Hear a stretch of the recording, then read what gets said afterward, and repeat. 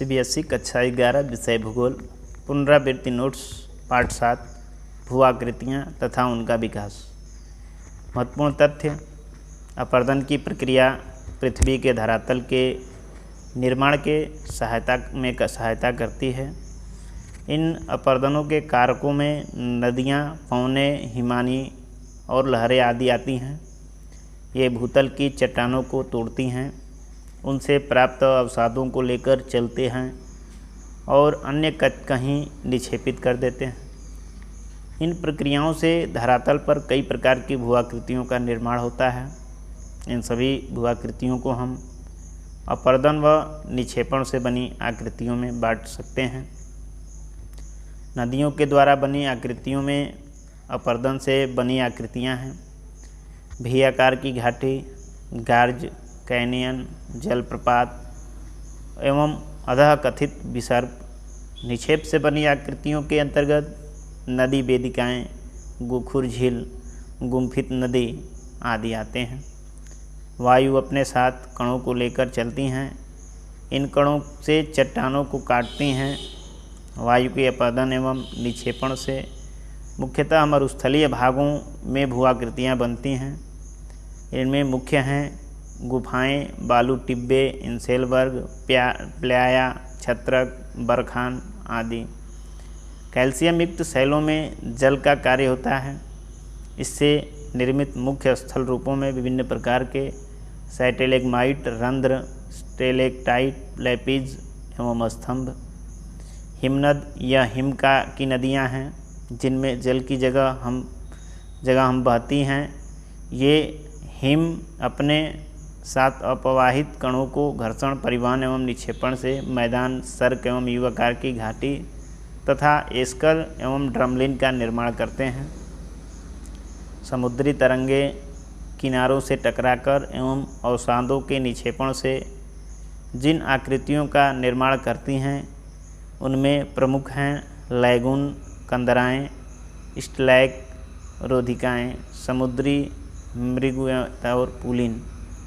पृथ्वी के धरातल का निर्माण करने वाले पदार्थों पर अपक्षय की प्रक्रिया के बाद भू-आकृतिक कारक जैसे प्रवाहित जल, भूमिगत जल, वायु, हिमनद, तरंग ये भी अपरदन करते हैं।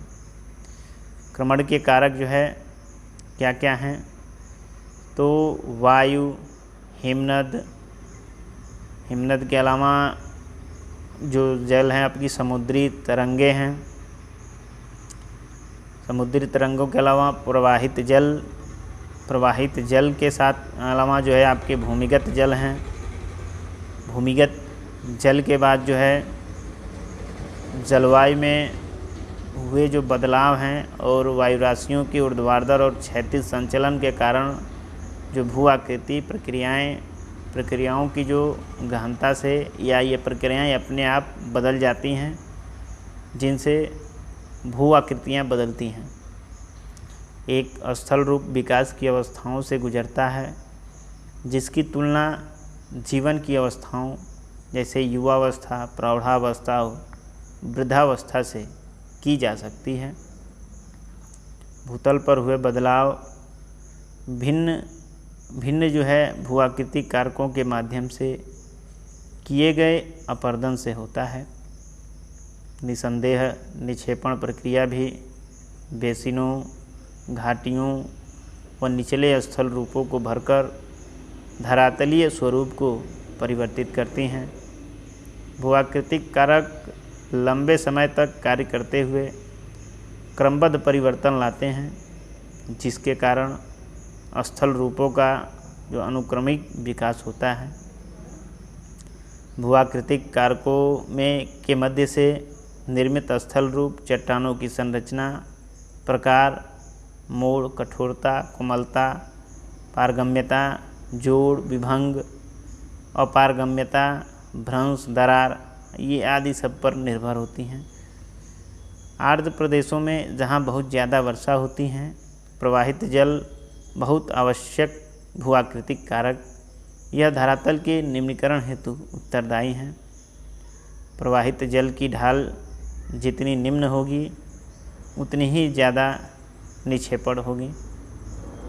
नदियों का युवावस्था में भी आकार की घाटी, जलप्रपात व क्षिप्रिकाओं, कैनियन आदि स्थलाकृतियों का निर्माण होता है।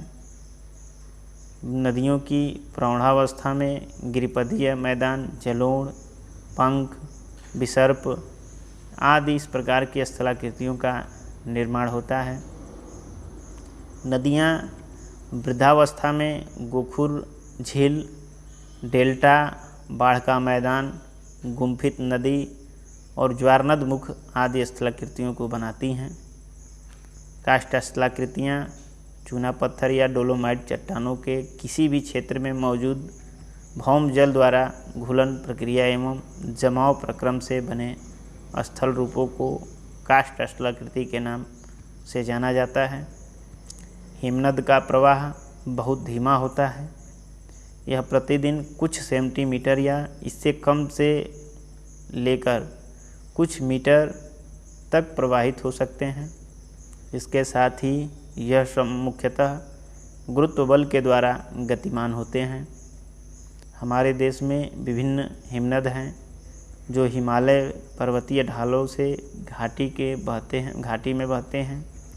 उत्तराखंड, हिमाचल प्रदेश और जम्मू कश्मीर के उच्च प्रदेशों में कुछ स्थानों पर इन्हें देखा जा सकता है। भागीरथी नदी का उद्गम गंगोत्री हिमनद का अग्रभाग गोमुख है। अलकनंदा नदी का उद्गम अलकापुरी हिमनद है। आल्प्स पर्वत पर सबसे ऊंची चोटी मैटरहॉर्न तथा हिमालय पर्वत की सबसे ऊंची चोटी एवरेस्ट वास्तव में हार्न है, जो सर्ग के शीर्ष अपर्दन से निर्मित हैं। ऊंचा चट्टानी निवर्तन तट हमारे देश की पश्चिमी घाट है। पश्चिमी तट पर अपर्दित आकृतियाँ बहुत बड़ी मात्रा में हैं। भारत के पूर्वी तट पर निचले अवसादी तट है।